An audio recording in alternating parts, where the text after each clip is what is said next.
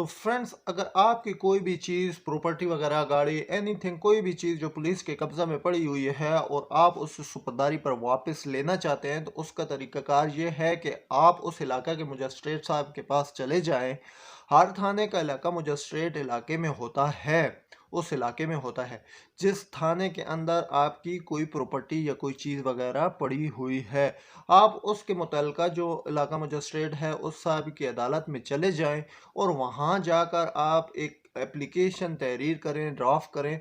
तो फ्रेंड, मैं आपको बताता चलूँ कि मेरे यूट्यूब पे चैनल पर एक प्लेलिस्ट बनी हुई है लॉ ऑफ सुपरदारी के हवाले से। उसमें मैंने तमाम सुपरदारी में जिस-जिस चीज़ की ज़रूरत होती है, जैसे-जैसे ज़रूरत होती है, दरख़्वास्तें कैसे लिखी जाती हैं, मचलका कैसे पेश किया जाता है, कोई एफ़िडेविट वग़ैरह अगर पेश करना पड़ता है तो वो कैसे तहरीर किया जाता है, हर चीज़ के बारे में मैंने वहाँ पर बताया हुआ है। तो फ्रेंड, मेरी प्लेलिस्ट में जाकर देख लीजिएगा। सुपरदारी के हवाले से तमाम इशू पर जो भी मसला हो उसमें आपको मिल जाएगा। तो आप उस इलाका मजिस्ट्रेट की अदालत में जाते हैं, वहाँ पर जाकर एक एप्लीकेशन ड्राफ्ट करते हैं। उसमें आप अपनी उस प्रॉपर्टी या जो चीज़ भी है, गाड़ी है, मोटरसाइकिल है, कोई भी चीज़ है, उसके मुतल्लिक मुकम्मल तफसील से बताएंगे कि अगर गाड़ी वगैरह है तो सपोज़ उसका engine number, registration number, chassis number वगैरह वगैरह हर चीज़ के बारे में बताएंगे और ये भी बताएंगे कि वो मेरी ओनरशिप पर है। तो फलां एफआईआर में वो पुलिस ने अपने कब्जे में ले रखी है, या फलां एफआईआर में उसने माले बरामदगी के तौर पर अपने कब्जे में ले रखी है, तो मैं उसको वापस सुपरदारी पर लेना चाहता हूँ। अगर उसको वहाँ पर पड़ा रहना दिया जाएगा तो वो ख़राब हो जाएगी, 2-3 महीनों में उसकी हालत ख़राब हो जाएगी। तो इस बिहाफ पर आप एक एप्लीकेशन ड्राफ्ट करेंगे और उसमें तमाम आप डॉक्यूमेंट्स की डिटेल बताएंगे और वो डिटेल बताएंगे कि जिसकी वजह से आप उसकी सुपरदारी करवा रहे हैं।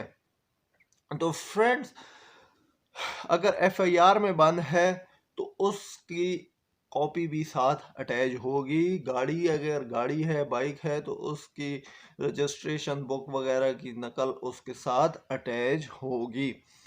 तमाम डिटेल उसमें आप लिखेंगे और उसके बाद आप उस इलाका मजिस्ट्रेट के अदालत में चले जाएंगे और वहाँ दे जाकर आप वो दरख्वास्त दे देंगे। वो इलाका मजिस्ट्रेट उस एप्लीकेशन को देखेगा और ऊपर एसएचओ टू रिपोर्ट लिख देगा। ये उस एसएचओ के लिए लिखेगा कि जिसकी थाने में आपकी वो चीज़ पड़ी हुई है। आप वो दरख्वास्त वहाँ से बाई हैंड लें और उस थाने में चले जाएं।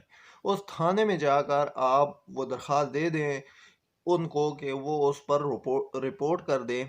या तो एसएचओ साहब खुद, या तफ्तीशी अफसर, या मुकर्रर मौलखाना जो होता है वो उस पर रिपोर्ट कर देगा कि फ़लाँ फ़लाँ चीज़ जो है वो हमारे पास पड़ी हुई है, फ़लाँ एफआईआर में पड़ी हुई है।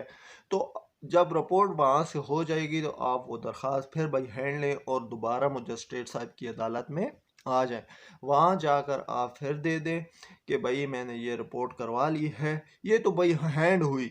अगर वो आपको कोई तारीख दे देते हैं, आप दरख्वास्त देते हैं और वो आपको कोई तारीख दे देते हैं कि 2-3 दिन बाद आप आ जाएं, और इसका क्या तरीकाकार है कि वो अपने बिहाफ पर उस थाने से उस चीज़ की जो भी रिपोर्ट है तलब कर लेंगे। वो पुलिस वाले खुद उसे करके पहुंचा देंगे उस अदालत में, या ले जाएंगे उस अदालत में।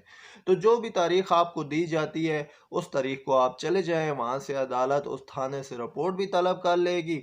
उसके बाद मजिस्ट्रेट साहब तमाम वाक़यात, तमाम हालात को देखते हुए अगर श्योरिटी बॉन्ड की ज़रूरत पड़ती है तो आपसे श्योरिटी बॉन्ड मांगा जाएगा।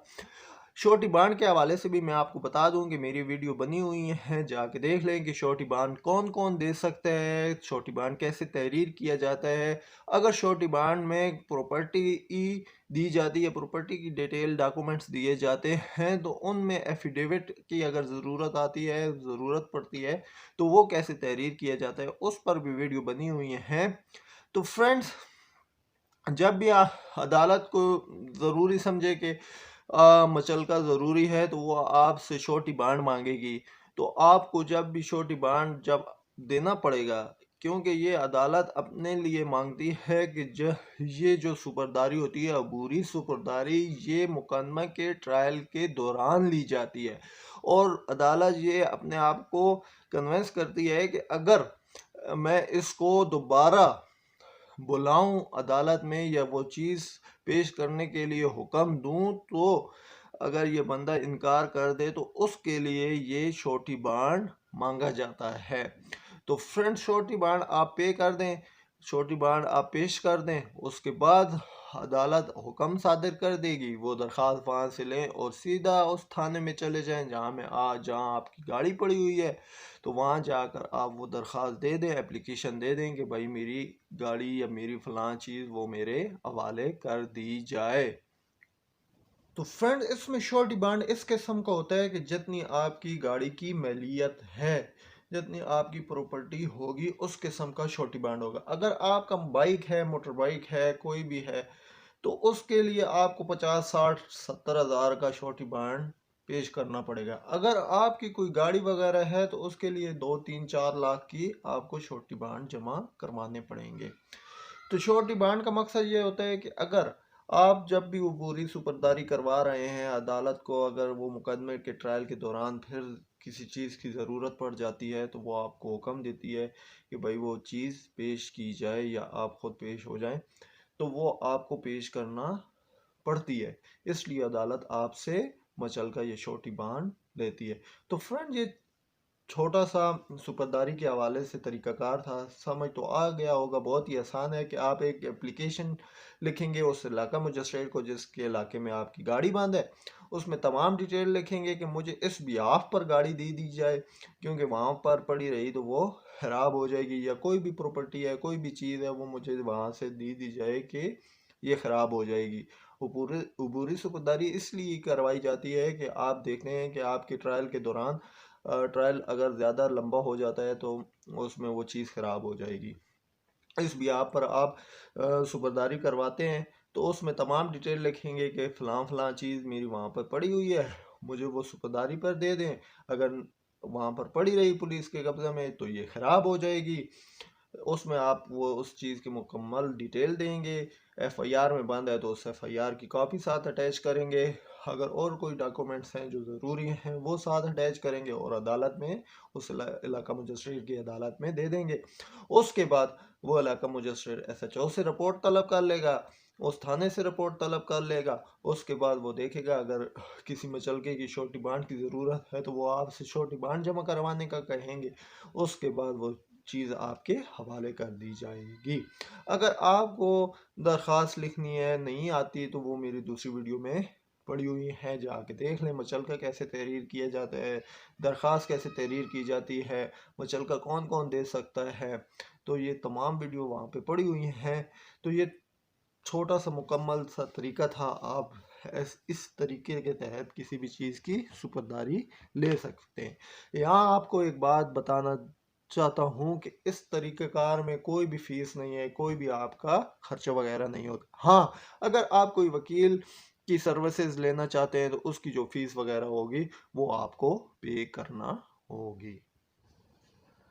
तो फ्रेंड्स, बाज़ दफ़ा ऐसा भी होता है कि आपकी कोई भी चीज़ किसी एफआईआर में पुलिस के कब्ज़े में नहीं पड़ी होती, बल्कि वो 550 के तहत पुलिस के कब्ज़े में चली जाती है। मिसाल के तौर पर आप रास्ते में जा रहे हैं, पुलिस वाला किसी चेक पोस्ट पर, नाके पर आपको रोकता है, उसे वो चीज़ मशकूक लगती है, कोई गाड़ी है, कोई मोटर बाइक है, तो उसे वो मशकूक लगता है कि ये चोरी का हो सकता है। आप उसकी डॉक्यूमेंट्स या आप उसकी रजिस्ट्रेशन बुक आप नहीं दिखा सकते, तो वो उसे कब्ज़े में ले लेता है मशकूक होने की बिना पर।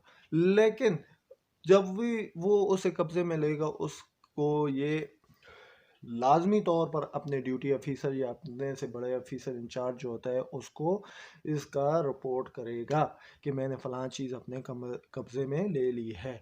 और उस ड्यूटी ऑफिसर या उस इंचार्ज का ये हक बनता है, ये फ़र्ज़ है, ये उस पर लाजिम है कि वो इलाका मजिस्ट्रेट को भी आगाह करेगा कि फ़लाँ चीज़ हमने अपने कब्ज़े में ले रही है मशकूक होने की बिना पर। ये अमूमन सेक्शन ज़ाब्ता फ़ौजदारी की सेक्शन 51 या 550 550 में बंद की जाती है, कोई भी चीज़ जब मशकूक लगे तो। इसका भी सेम वही तरीक़ाकार है, वैसे ही एप्लीकेशन लिखनी पड़ती है, लेकिन उसमें मुकदमा वगैरह का ज़िक्र नहीं होता। तो ये जज साहब के पास, ये उस इलाका मजिस्ट्रेट के पास इख्तियार होता है कि 523 के तहत, दफ़ा 523 के तहत वो आपको वो गाड़ी वापस दे दे, उसमें मचलके की ज़रूरत भी नहीं पड़ती। तो फ्रेंड्स, ये 550 के तहत जो सुपरदारी होती है उसका भी मैंने आपको तरीका बता दिया है। इसमें हाँ, इसमें एक और लाजमी बात भी आ गई कि सुपरदारी कौन कौन करवा सकता है। सुपरदारी असल ओनर भी करवा सकता है, असल मालिक भी करवा सकता है, लास्ट पोजेसर भी करवा सकता है। लास्ट पोजेसर अगर कोई चोर वगैरह है तो वो नहीं करवा सकता, प्रॉम ऑफिशियल लास्ट पोजेसर जो है वो करवाएगा। अगर मिसाल के तौर पर आप कोई गाड़ी रेंट पर लेते हैं और आप किधर जा रहे हैं, वो कब्जे पुलिस को मशकूक लगी, उसने अपने कब्जे में रख ली, तो लास्ट पोजेसर आप हुए, क्योंकि वो गाड़ी आपसे पकड़ी गई है या पुलिस ने आपसे कब्जे में लिया है, तो आप भी उसकी सुपरदारी करवा सकते हैं। ये बहुत इंपॉर्टेंट है, ये मैं आपको बता दूं। अच्छा, एक दूसरा टॉपिक था जो मैं आपको बताना चाह रहा था कि ये किस कानून के तहत सुपरदारी करवाई जाती है। तो ज़ाब्ता फ़ौजदारी की दफ़ा 516 ए और 517 में ये मुकम्मल डिटेल दी गई है कि सुपरदारी किस कानून के तहत कराई जाती है या कैसे करवाई जाती है। 516 ए जो है वो अबूरी सुपरदारी के हवाले से है। जब मुकदमे का ट्रायल जारी होता है उसमें अगर आप सुपरदारी करवाते हैं तो वो 516 उससे डील करता है। और अगर जब फैसला हो जाता है मुकदमे का, कोई भी फैसला हो जाए, उसके बाद अगर आप किसी चीज़ की सुबहदारी करवाते हैं तो वो 517 के तहत होगा। तो फ्रेंड्स, आज के दो टॉपिक आपको पता चल गए। एक है 516 के तहत अबूरी सुपरदारी करवाई जाती है, 517 के तहत हतमी सुपरदारी करवाई जाती है। ये तो कानून लागू होते हैं ये दो, और सुपरदारी करवाने का मुकम्मल तरीकाकार मैंने आपको बता दिया है। अगर आपको कोई एप्लीकेशन ड्रॉप वगैरह करनी है तो उसके बारे में भी वीडियो बनी हुई है, वो मेरी प्लेलिस्ट में जाके देख लीजिएगा।